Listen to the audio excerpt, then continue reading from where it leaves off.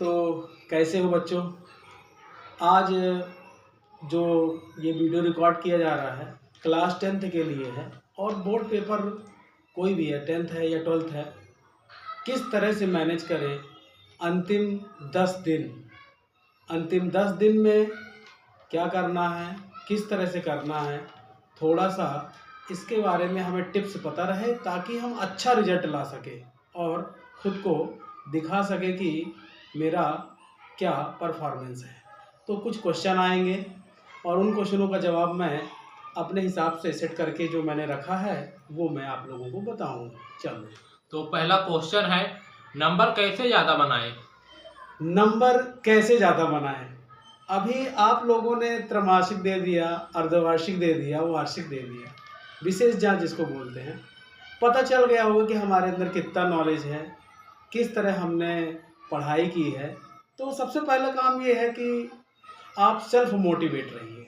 पहला काम है सेल्फ मोटिवेट रहिए। और उसमें नंबर की बात आई है, जैसे कि इन्होंने पूछा है, तो सबसे पहला काम है आप अपनी राइटिंग स्किल पर ध्यान दीजिए। आपकी राइटिंग इतनी अच्छी होनी चाहिए कि सामने वाला पढ़ सके आपने क्या लिखा है, उस क्वेश्चन का आंसर क्या है, सामने वाले को समझ में आना चाहिए। सबसे पहला काम है। दूसरे में आपके पास नॉलेज है लेकिन आपके पास फॉर्मेट नहीं है कि किस तरह से फॉर्मेट तैयार करा जाता है, किस तरह से सामने वाले को आंसर देना है। फॉर्मेट सही होना चाहिए। थोड़ी बहुत नॉलेज नहीं है ज़्यादा, ठीक है। कभी देखा होगा कि होशियार लड़का जो रहता है उसके कुछ विषयों में कम मार्क्स होते हैं और जो लड़का कम रिजल्ट लिया या फिर कहते हैं कमज़ोर है लेकिन फिर भी वो कुछ विषयों में ज़्यादा अच्छे नंबर ला लेता है। उसका कारण ये है फॉर्मेट सही है। उसने अंतिम 10 दिनों में कहीं से कुछ देख लिया, किसी के उसके बड़े भाई ने बता दिया, किसी सर ने बता दिया, कहीं से उसने कोचिंग कर ली और टिप्स पर मिल गई, तो वो कर सकता है। सर अगला क्वेश्चन पूछिए। तो मेरा अगला क्वेश्चन है, हम अपने उत्तरों को कैसे लिखें, क्या तरीका है, कुछ जानकारी? बिल्कुल, उत्तरों को कैसे लिखें। अब जैसे कि मार्क रहता है कि ये 2 नंबर का क्वेश्चन है, ये 3 नंबर क्वेश्चन है, ये 4 नंबर क्वेश्चन है। तो कुछ लोग क्या करते हैं, 2 नंबर वाले क्वेश्चन है, लिख दिया 8 लाइनें। अब 2 नंबर का क्वेश्चन है तो आप मैक्सिमम 3 लाइन लिखिए, 4 लाइन लिखिए। अगर डिस्क्राइब नहीं हो पाया तो मैक्सिमम 5 लाइन। अब 2 लाइन का क्वेश्चन है तो आप कितना लिखेंगे उसमें। आप इसको समझाना है, आप उसे 10 लाइन लिख रहे हैं तो ये ओवर हो जाएगा। आप झोंकोलाजी कर रहे हैं, वो देसी बात। ध्यान रखिए कि हमें अपने क्वेश्चनों को इस तरह से देना है कि वो 3 नंबर का क्वेश्चन है तो मैक्सिमम 7 लाइन जाइए, 8 लाइन जाइए। 2 नंबर का क्वेश्चन है तो मैक्सिमम 5 लाइन या 4 लाइन जाइए। और 4 नंबर क्वेश्चन है तो आधा पेज आप लिख सकते हैं। हाँ, स्किल जैसे कि फ्लो चार्ट बनाना, कुछ डायग्राम है आपके माइंड में उससे रिलेटेड, तो आप वो कर सकते हैं। ठीक है, अगला। तो मेरा अगला क्वेश्चन है कि अगर यदि हमसे कोई प्रश्न नहीं बन रहा तो हम उसको कैसे अपने रूप में हैंडल करें? ठीक है, सबसे पहले तो मैं बता दूं कि 6 के 6 पेपर है और अभी से आप नोट कर लीजिए दिमाग में, कोई भी क्वेश्चन नहीं छोड़ना है। लिख के ही आना, चाहे कुछ भी लिखिए, लेकिन कुछ भी कैसे लिखना है उसका स्मार्ट तरीका है। उसका स्मार्ट तरीका ये है कि सबसे पहले तो आप ये पता करिए कि ये किस चैप्टर का है, किस चैप्टर का है, किस अध्याय में है। पहले आप उसको पकड़िए।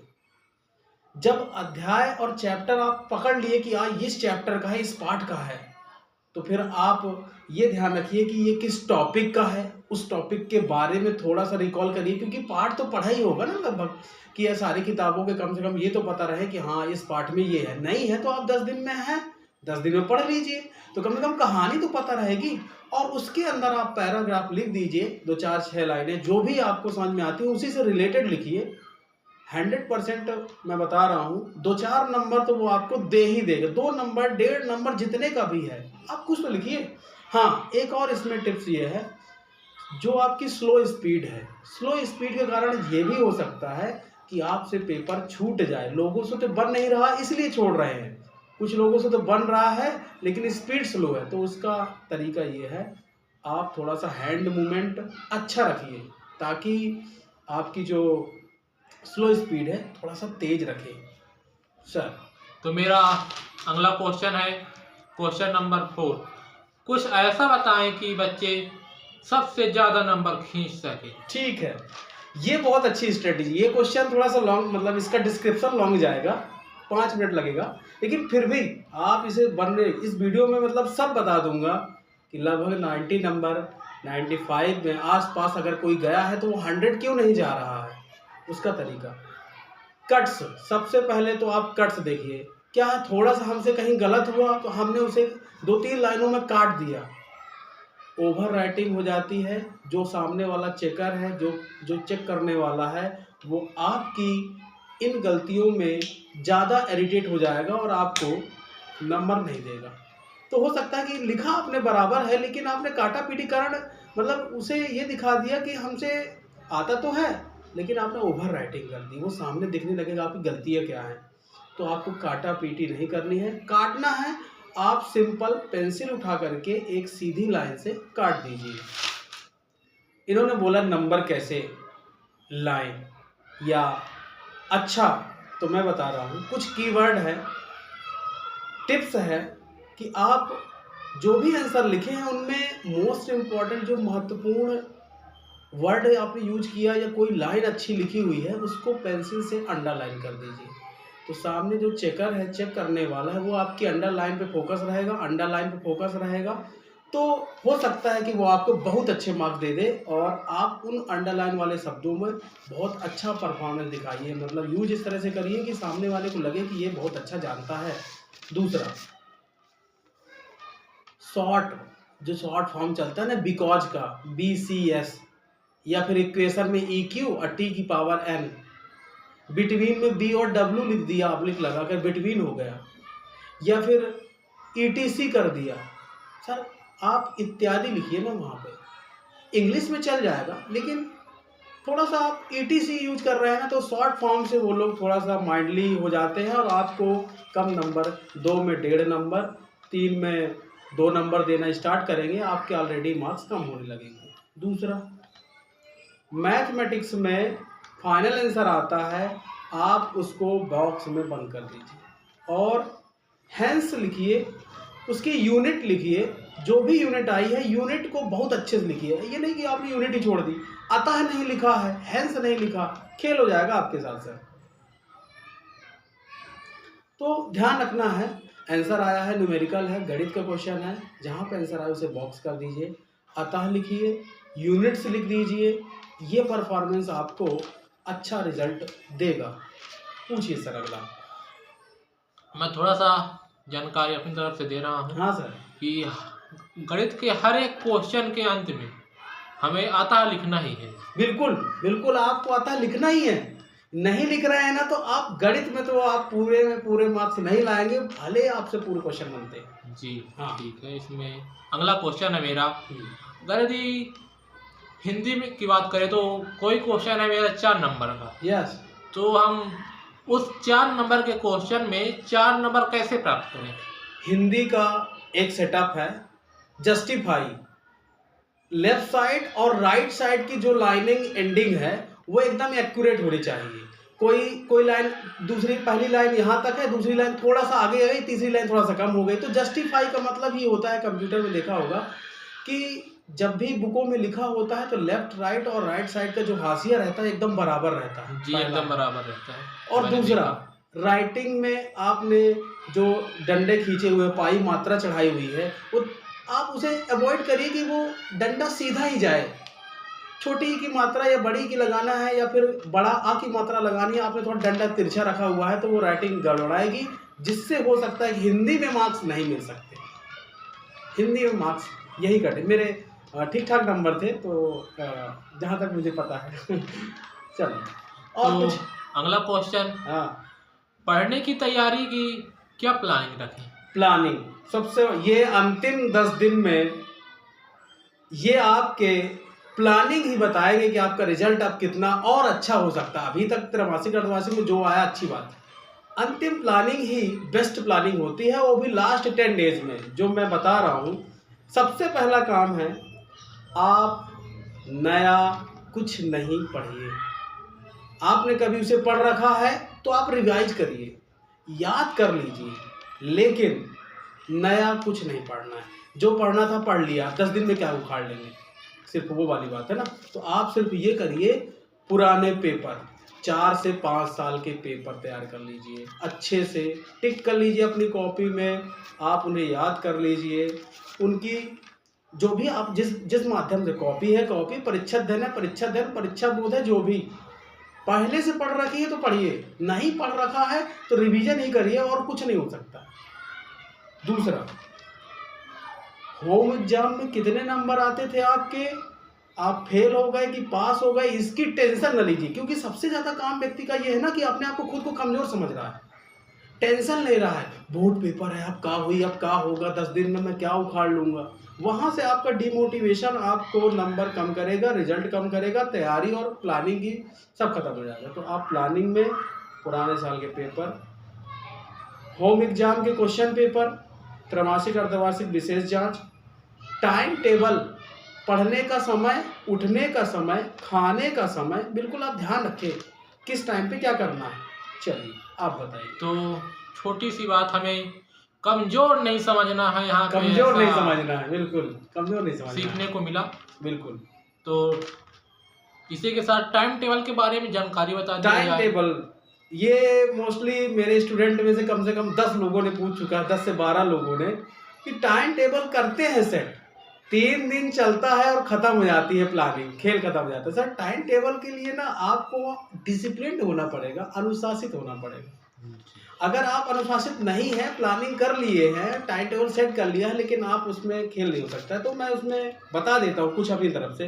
पहला काम, आप धैर्य बना के रखिए। ये 10 दिनों में आप अपने आप को स्टेबल रखिए, होगा, मेरे से ही होगा और मैं ही करूँगा और अच्छा रिजल्ट लाऊंगा। पहला काम। टाइम टेबल सेट करने के लिए आप समय उठने का बना लिए हैं, तो आप उन सब्जेक्टों को प्रायोरिटी दीजिए जिसमें आप कमज़ोर हैं। पहला काम, जैसे इंग्लिश हो गई, हालांकि इस बार बेस्ट ऑफ 5 है तो इंग्लिश सबके कम नंबर रहते हैं तो इंग्लिश हटा दी जाएगा, लेकिन फिर भी आप इंग्लिश को भी अच्छा टाइम दीजिए, ठीक है। दूसरा, मैंने इसमें ये लिख रखा है कि जो सब्जेक्ट आपको अच्छे से आता है उसे उस टाइम पे रखिए जिस टाइम, जैसे नींद आनी, दोपहर का टाइम हो गया, या फिर शाम का टाइम है, याद करने का टाइम है, नाइट है या फिर सुबह है, उसमें याद करने की चीज़ें रखिए। रिवाइज आप उस सब्जेक्ट को ज़्यादा कीजिए जिसमें आपको लगता है कि इसमें फुल मार्क्स मिलेंगे। जैसे साइंस हो गई, संस्कृत हो गई, हिंदी हो गई, गणित हो गए, इसमें आप अच्छा स्कोर कर सकते हैं। तो रिवाइज इनमें ज़्यादा करना है। जैसे सोशल साइंस हो गई, सोशल साइंस का ना टाइमिंग कुछ भी रख लो, पढ़ना है उसे, याद रटने करने में नहीं बैठना है, उसको समझ लीजिए, माइंड में फ्रेम बना लीजिए, इसका उत्तर आएगा, हेडिंग बनाना है। हेडिंग ब्लैक पेन से नहीं लिखना है, ब्लू से लिखिए, अंडरलाइन पेंसिल से कर दीजिए, आपकी हेडिंग तैयार है। ज़्यादा परेशान नहीं होना है, रंगा बिल्ला नहीं खेलना है, ये खेल हो जाएगा आपके साथ। चलिए बोलिए सर। तो यहीं पर आपने भी इन सभी विषयों के बारे में बताया जी। तो मैं पूछना चाहता हूं कि हर विषय में अगर यदि हमें अलग अलग बेस्ट ऑफ लक लाना है तो कैसे लाएं? देखो, सबसे पहला काम है, आप उन सब्जेक्ट को टॉप लिस्ट में रखिए जो, जैसे इंग्लिश, जैसे साइंस, जैसे सोशल साइंस, ये ऐसे सब्जेक्ट हैं जिनमें टाइम भी ज़्यादा लगेगा पढ़ने में, समझ में भी कम आएगा और याद भी कम होगा। तो सबसे पहला काम है, मैं एक एक सब्जेक्ट की चर्चा धीरे धीरे कर देता हूँ, ज़्यादा तो नहीं है, धीरे धीरे फिर भी। जैसे मैं पहले नंबर पे लेता हूँ हिंदी को। आप राइटिंग देखिए हिंदी में, पहला काम। ग्रामर पोर्शन आपको बहुत अच्छे से आना चाहिए। जो डिफरेंस आते हैं, आपने देखा हो कुछ लोग डिफरेंस में, पहले मान लीजिए कि महाकाव्य और खंड काव्य में अंतर आया है तो महाकाव्य के पहले लिख दिए 4 पॉइंट, फिर खंड काव्य के लिख दिया। ऐसा नहीं लिखना है, हमें क्या करना है, कॉलम बनाना है, पहला कॉलम क्रमांक का रहेगा, सीरियल नंबर का, फिर महाकाव्य, और उसी के बगल में दूसरा कॉलम रहेगा, तीसरा कॉलम रहेगा खंड काव्य का। मतलब हमें बगल बगल में डिफरेंस देना है और बाकायदा कॉलम का डिब्बा बनाना है। तो इस तरह के आंसर हिंदी में झोंकना कुछ नहीं है। जितना पूछा है, अलंकार पूछा है, अलंकार की परिभाषा दीजिए, अलंकार के प्रकार लिख दीजिए और एक आध उदाहरण लिख दीजिए। एक आध उदाहरण लिख दीजिए तो आप हिंदी के लिए ग्रामर, राइटिंग और जितने भी कवि हैं उनकी रचनाएं याद ही रखिए। निबंध है, आउटलाइन लिखिए, रूपरेखा लिखिए, उसके बाद उसका निबंध दीजिए। झोंकना कुछ नहीं हिंदी में। 2 नंबर का क्वेश्चन है, 3 लाइन 4 लाइन में खत्म करिए। 3 नंबर क्वेश्चन है, 8 लाइन 7 लाइन में खत्म करिए। 4 नंबर क्वेश्चन है, आधे पन्ने, लगभग आधे पन्ने, थोड़ा ज़्यादा हो जाए, एक पन्ना जा रहा है, थोड़ा सा कंट्रीब्यूट करिए अपने शब्दों को। हाँ, आपने अभी बताया यस, निबंध लिखना, निबंध सर। लेकिन निबंध किस विषय का लिखना है ताकि हमें निबंध के पूरे नंबर खींचिए? देखिए, आज टेक्नोलॉजी, एआई या फिर साइंस या फिर स्वच्छता, हो सकता है कोरोना का आ जाए, तो आज करंट से रिलेट करिए। कुछ ऐसे निबंध आपको रखने होंगे जिसमें करंट की चीज़ें हों। आज की चीज़ें करंट से चल रही हैं, फिर भी कुछ रटा हुआ है, जैसे अनुशासन, अनुशासन और जीवन, विज्ञान का आविष्कार जो है, या फिर समाज में नारी का महत्व है, या फिर खेलों का जीवन में महत्व है। इस समय योग का चल रहा है, योग और अनुशासन। हो सकता है कि अभी जैसे करंट में चीज़ें चल रही हैं कि हमें आयुर्वेद पर, तो हो सकता है आयुर्वेद पे चीज़ें आ जाए। तो कुछ ना कुछ, जल ही जीवन है, कुछ ऐसे आ जाता है। पर्यावरण एक समस्या, बीमारी, बेरोजगारी एक समस्या। तो इस तरह की चीज़ें आपको रखनी होगी। हाँ, निबंध में मैं एक हिंट दे देता हूँ, 2 लाइनें तैयार रखिए सुविचार टाइप से, या किसी ने कुछ बोली हैं उनको स्टार्ट और एंडिंग में आप उनके महान व्यक्तित्व के विचार रख दीजिए कि अभी एपीजे अब्दुल कलाम ने क्या कहा, या फिर जवाहरलाल नेहरू ने क्या कहा है। तो इस तरह के आप उसमें रखिए। मैथमेटिक्स का बता दूं मैं, प्रश्न पढ़ा, जो जो दिया है आप पहले लिखिए, फिर आपने कुछ माना है उसे लिखिए, क्या ज्ञात करना है वो भी लिख दीजिए, और आप उसका सलूशन करिए फार्मूला लगा करके। हाँ, आपने कोई एप्लीकेशन लगाया, सूत्र लगाया, वर्ग किया है दोनों पक्षों में, आप उसे बगल में लिख दीजिए। कोई सर्वसमीका लगाई है, आप उसे बगल में लिख दीजिए। दूसरा, आपने आंसर दे दिया, अतः लिखना भूल गए, आपके आधा मार्क्स कट सकते हैं। यूनिट नहीं लिखी क्षेत्रफल की, सेंटीमीटर लिख के चले आए, खेल हो जाएगा आपके साथ। तो आप ध्यान रखिए, अगर आंसर आया है उसे बॉक्स में क्लोज कर दीजिए। बॉक्स में क्लोज करेंगे सर, तो हो सकता है कि सामने वाला आपका ऊपर ना चेक करे, सीधे आंसर देखेगा, हाँ सही है, आगे चलेगा। अतः देख लिया, खेल हो जाएगा। मैथ बहुत अच्छे से करना। वैसे भी मेरी रिवीजन क्लास आती रहती है, आ गई है, पूरी अपलोड है, पूरे चैप्टरों की अपलोड है CMD फोर्सेस RK पे। तो आप जा करके ना रिवीजन क्लास देख लीजिए। लगभग 14 चैप्टर हैं और 14 ही घंटे, एक घंटे के सारे वीडियोस हैं, तो आप देख सकते हैं। यस सर, कुछ पूछना चाहेंगे? तो अंतिम में आप हम सभी विद्यार्थियों को क्या सीख देंगे? देखो, मैं बता दूं कि आपको इस समय में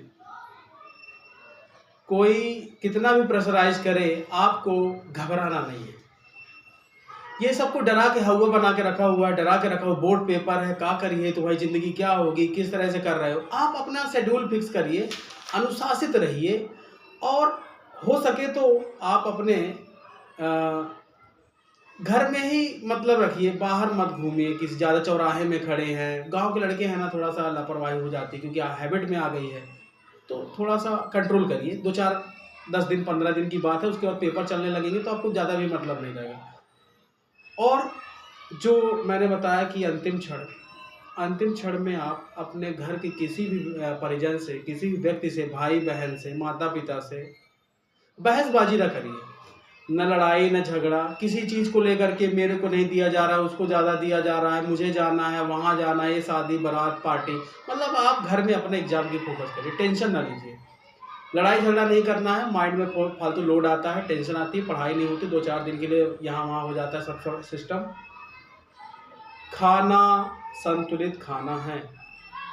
तबीयत का विशेष ध्यान रखना है, क्योंकि अगर किसी एक पेपर में भी आप डाउन होते हैं तो हो सकता है कि आपका रिजल्ट थोड़ा सा गड़बड़ाए। बाहर का खाना आप बंद करिए। जो भी चाट समोसा फुल्की खाते थे बासी बचे हुए वो ना खाओ।